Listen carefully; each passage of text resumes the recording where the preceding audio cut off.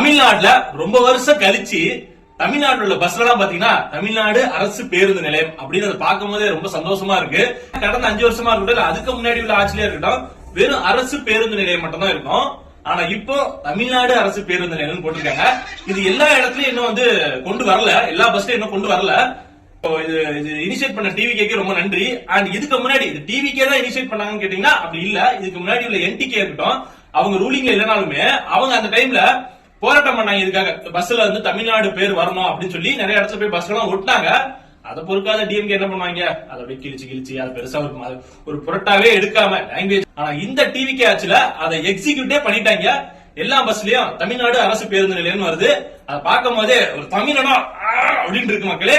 And அந்த TVK கட்சியில இருக்க ரமேஷ் அவருக்கு ஒரு மிகப்பெரிய சல்யூட். ஏன் சொல்றேன் அப்படின்னா, மனுஷன் போற இடத்துல பட்டாசாதான் மக்கள் இருக்கு. இந்த மாதிரி நிறைய இடத்துல அந்த எக்ஸ்பைரி போடாத பிரசாதம், லட்டு, முறுக்கு, கிறுக்கு எல்லாத்தையும் பிடிச்சி இனிமே இந்த அரசியல் தட்டு இதுக்கெல்லாம் ரேட்டு ஒழுங்கா போடல, பிடிச்சி நேரா உங்க ஜாப் போயிடும். ரொம்ப பெருமையா இருக்கு மக்களே.